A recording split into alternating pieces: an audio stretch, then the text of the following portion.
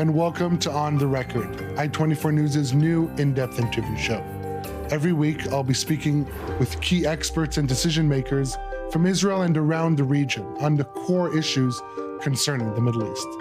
It's a pleasure to introduce my guest tonight, Charles Lister.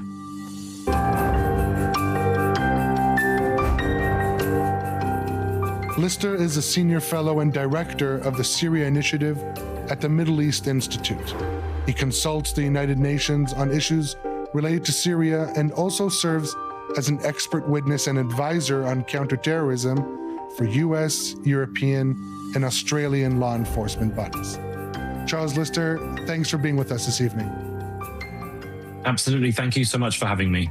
Great. So let's dive straight into it. We're just over 1 year since the fall of the Assad regime and into the rule of the transitional government headed by President Ahmed al-Shara. How would you describe this past year for Syria and Syrians?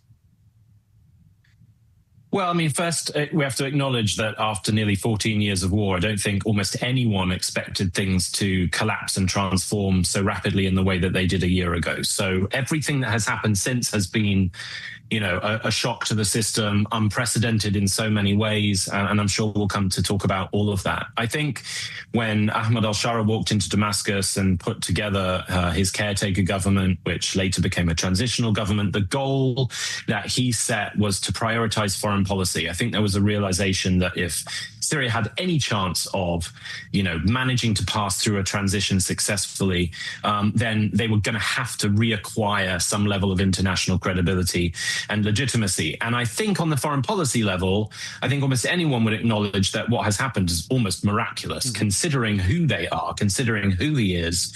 The fact that he addressed the UN General Assembly in September as the first Syrian president in over half a century to do so, the fact that US and European sanctions have been removed at record speed, and that Syria very much has now been welcomed into the international stage so quickly, considering who this transitional government is led by, is miraculous. Domestically, it's far more challenging. A lot of the reasons for that, maybe we'll come to talk about, have to do with the 14 years of civil conflict, but also the more than 50 years of the Assad dynastic dictatorial rule over the country, which played minorities against minorities, minorities against majorities, and really, really divided the country. So coming out of civil war, that was always going to be a challenge to try and put all those puzzle pieces back together again. And that's before we tackle, a destroyed economy, a shattered infrastructure, and everything else that comes with that. So domestically, it's been far more of a challenge.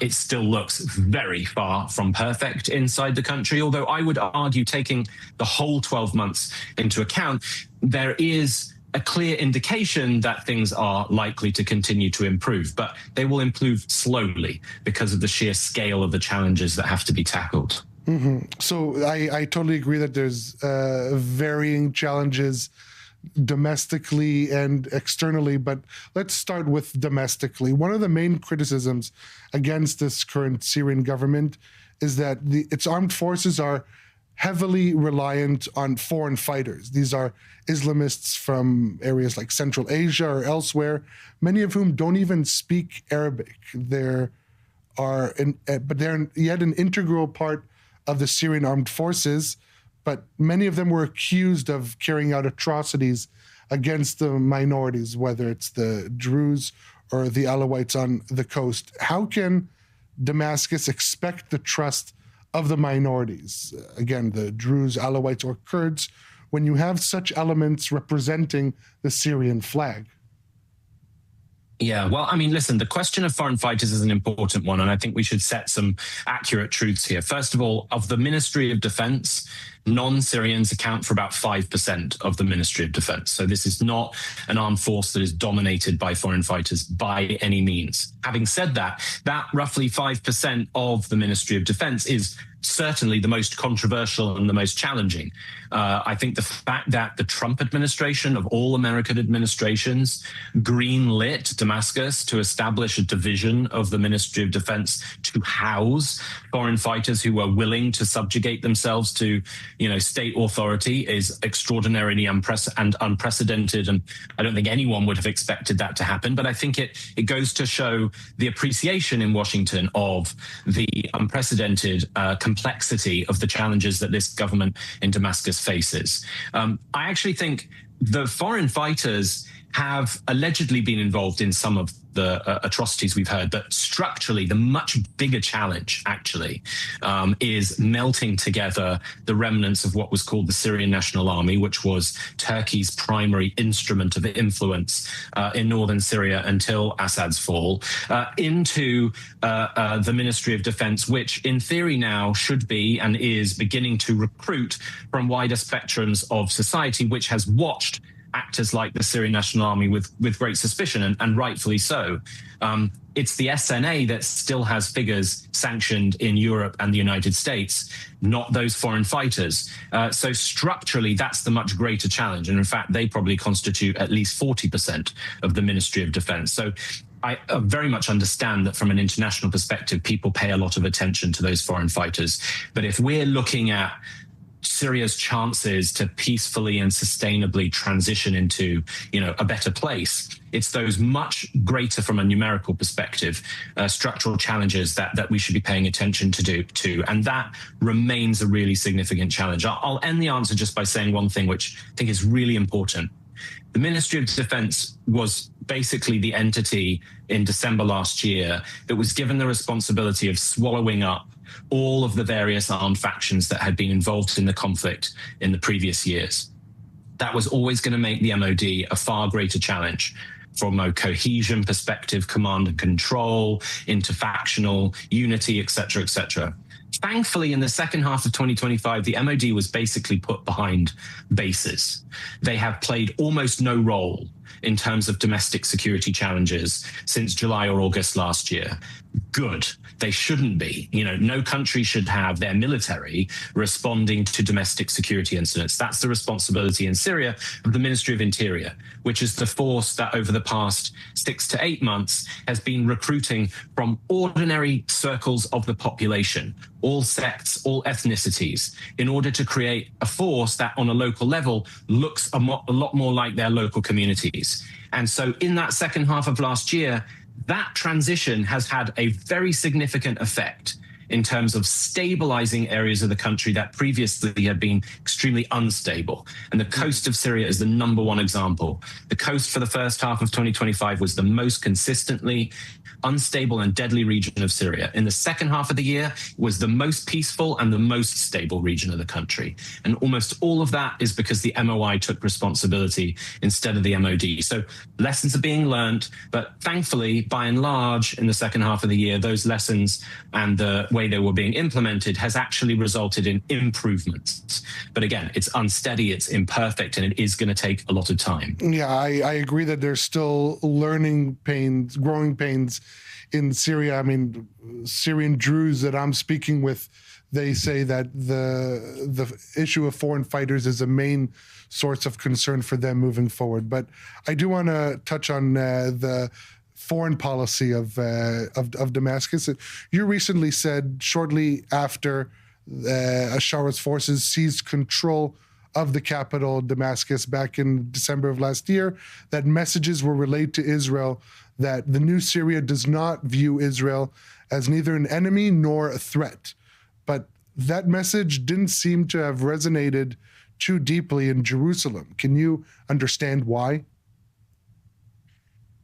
Well, I mean, honestly, I think I will answer the question, but it's a question that's probably best answered by folks within the Israeli national security, circles. But I think certainly coming after October the 7th, as an outsider, as a non-Israeli, but also as someone who was in Israel just a few months ago, it's very clear that the post-October the 7th environment has seen the Israeli government take a posture that doesn't only not accept existing threats, but wants to be able to preempt threats that may develop in the future.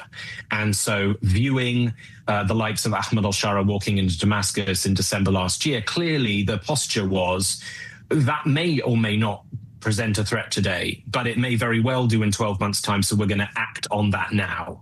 Now, I understand that from a kind of psychological perspective, although having said that, knowing Syria and all of these many actors as I do, I also think it risks becoming a self-fulfilling prophecy. I mean, let's look at the very plain and simple facts from the last 12 months.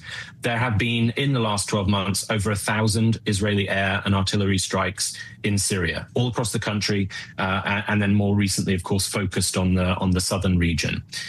In the same 12-month period, over 750 ground incursions into southern Syria. Let's put that in like human language here. A ground incursion means Israeli forces invade Syria, not areas that are currently occupied by Israel, but invade Syrian-controlled areas of Syria, and then inspect and conduct and interview locals, and then go back to Israeli-controlled territories. More than 750 of those in 12 months. In all of that time, the Syrian government has responded militarily 0 times. Now, if this was, as it's often described by senior Israeli government officials, some kind of crazed ISIS government, there would not have been 0 military responses to all of those military actions. Right. So, I think when you look sorry to interrupt. I do want to add something else to this conversation, that military officials that I'm speaking to are saying, obviously the threat is not simply a perceived threat by this new government, but rogue elements on the ground, whether they're aligned with the IRGC or just various Islamist elements who seek to attack Israel. Now, I had on this show a few weeks ago Yaakov Nagel. He's the former National Security Advisor of Israel, and he's also the author of Israel's new defense doctrine. I asked him about exactly this, and he said that, as you mentioned, in this post-October 7th reality, Israel cannot afford to take the risk of simply trusting the other side or wait until threats materialize. Now, it's not striking Syria for the sake of striking Syria, but when you have terrorist elements who are, according to the military, operating along Syria's border with Israel and planning attacks against it, Israel is unwilling to take the chance anymore. Doesn't that make sense? It makes sense on a certain level, but it doesn't make sense when you also acknowledge that those entities you're talking about that have, in theory, an interest or a desire to attack Israel from Syrian territory, those entities, whether they are Iranian-linked or whether they're the likes of ISIS, are the very same enemies that the current government in Damascus has focused its security attention on most squarely over the past 12 months. They are a shared enemy. The problem is that through this kind of hostile posture, the Syrian government has essentially been forbidden, whether through words or not. The understanding is the Syrian military or security apparatus from the Ministry of Interior is forbidden from acting in the very same zones that Israel has security concerns over. But as I recently wrote in the Times of Israel, if we look at what the Ministry of Interior in Syria has done over the last 12 months. They have seized, for example, and I've counted every single one of these, so this is a fact, more than 4,500 weapon systems that were en route to Lebanon and Hezbollah in the last roughly 9 months. That includes more than 50 surface-to-air missile systems, more than 500 Grad rockets, more than 300 anti-tank guided missiles. At the same time, the Syrian government, despite its controversial history, has formed an extremely close cooperative relationship with the US intelligence community and the US military. So much so in such a short amount of time that the US military command from Central Command is coming out publicly celebrating the strategic effects of this new relationship. Where? In what direction? Against Iranian proxies and against ISIS. Again, the very same threats, the very same concerns that Israel has. So I understand from a psychological perspective the desire to take matters into Israel's own hands. But when you look at the facts on the ground, zero military responses from the government and an extreme investment in resources to countering those very same threats in all of the rest of the country, we actually are looking at the ingredients of, yes, a very complicated and unusual, but also potentially very effective bilateral relationship in countering these two threats. Mm-hmm. So you're basically referring to an alignment of interests, it would seem, between Israel and the new Syrian government in these areas adjacent to the border. Now, on this, after months of stagnation, talks between Israel and Syria over a security agreement that would incorporate this alignment of interest resumed this week in Paris. How optimistic are you that Israel and Syria can overcome each other's red lines and deep distrust and strike such a deal? Yeah. Well, I mean, first of all, yes, there is a lot of distrust on both sides, quite frankly. I mean, I have also had many very, interesting one-on-one conversations with the most senior security leaders in Syria on the intelligence and on the Ministry of Interior side, and the extent to which they are not just open but determined to heal or recover or fix these areas of distrust, and then form some kind of a relationship of cooperation and coordination. It's surprising to me, but it is very, very real. And so, in theory, when you look at the talks, I think, it's very encouraging that they have resumed at all. In the 3 months, roughly, towards the end of last year, where these talks were frozen, we only saw tensions ratcheting up. And to be blunt, mostly because the IDF significantly escalated the scale and the intensity of the ground incursions into Syria. So the fact that talks have resumed is an encouraging sign by itself. I think the reshaping of Israel's negotiating team is also quite encouraging. The current ambassador to Washington, the appointed or nominated new director of Mossad, and others have been quite public, actually, in terms of suggesting that, yes, amidst all of the complexities, Israel does have a reason to explore potential security arrangements and deals with the new Syrian government. And so, again, I think that's encouraging too. But yes, the talks themselves are going to be tough. And ultimately, it's the details that matter. And I think that's what's going to be most difficult to resolve. But ultimately, it will only ever be resolved if both sides agree to give each other a chance and to look at the facts on the table rather than the fears and the suspicions. And from that starting point, I think we could start to make some progress. I'll say one more thing, which is if somebody puts on the table, and by the way, this has come from at times the US side as well as the Israeli side. If somebody puts on the table that, comprehensive peace deal has to be the starter, we're never going to get anywhere. I mean, the Abraham Accords has been a successful initiative across a large part of the Middle East. But it was possible because, again, to be similarly blunt, Israel wasn't occupying territory belonging to any of the signatories of the Abraham Accords. We cannot expect Syria, that is under international law, still occupied in one way or another by Israel, to accept the very same conditions of the Abraham Accords. So that we have to accept is still a long way down the line. But a security accord, security agreements leading to some kind of a political agreement, that should still be possible.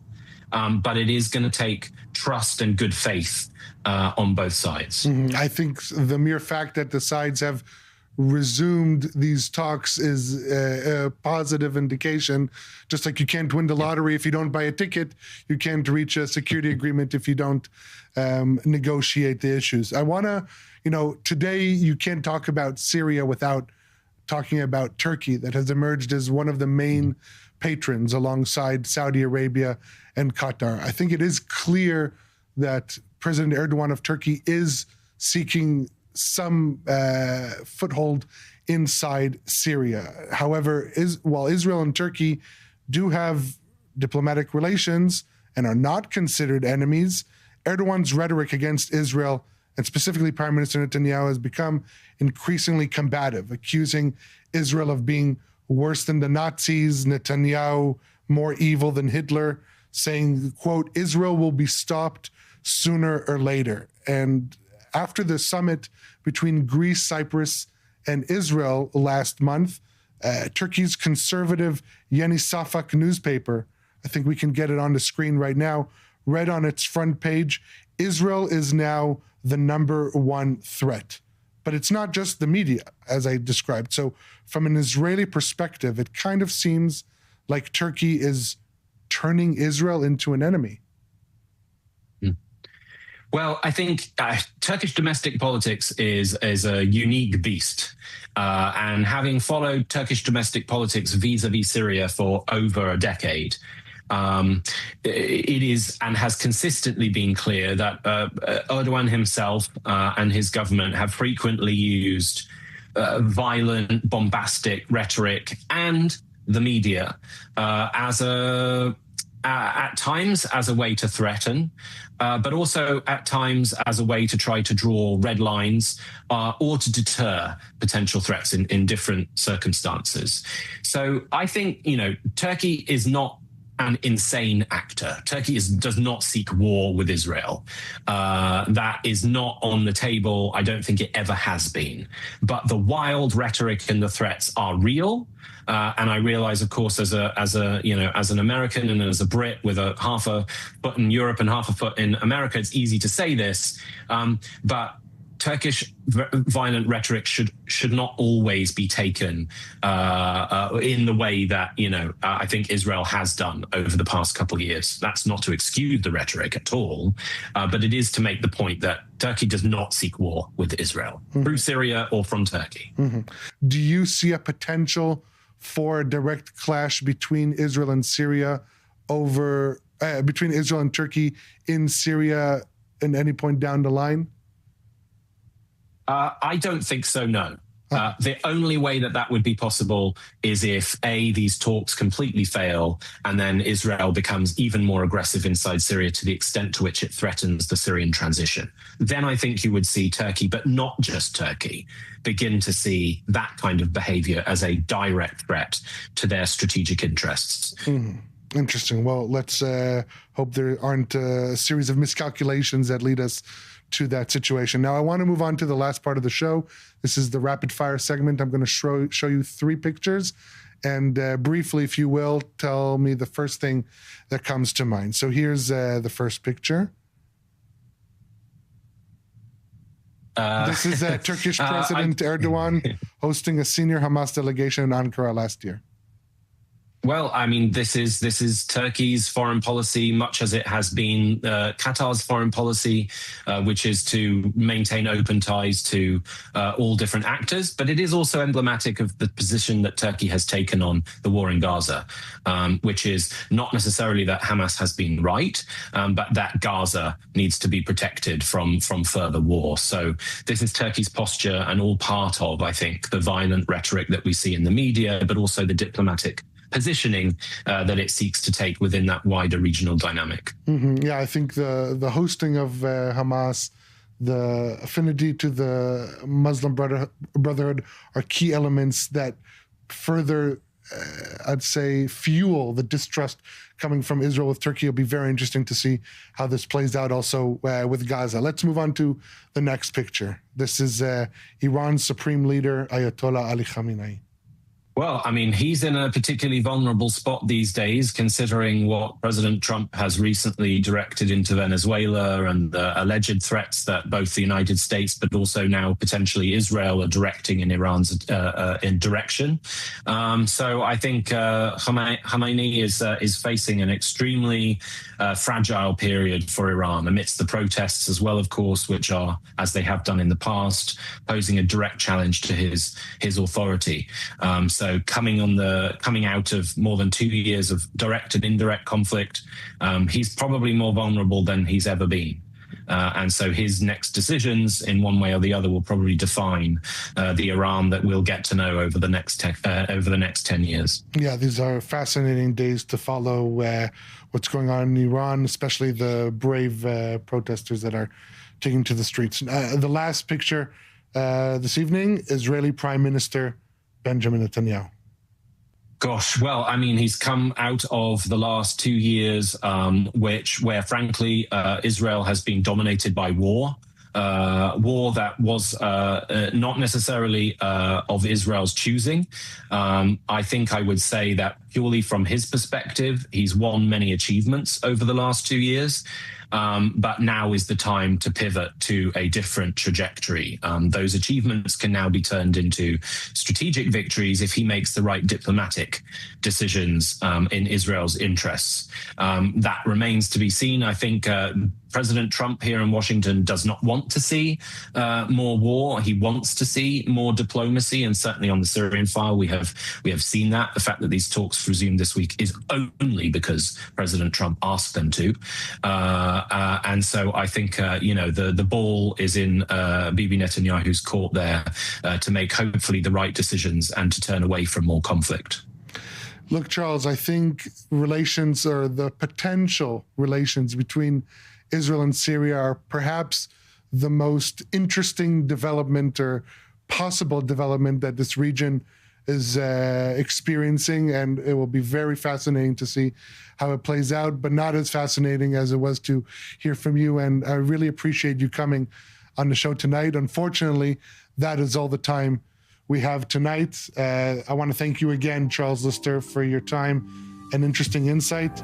Join us again next week here at On the Record. You can find today's show and all previous episodes on YouTube and Spotify. Thank you for watching.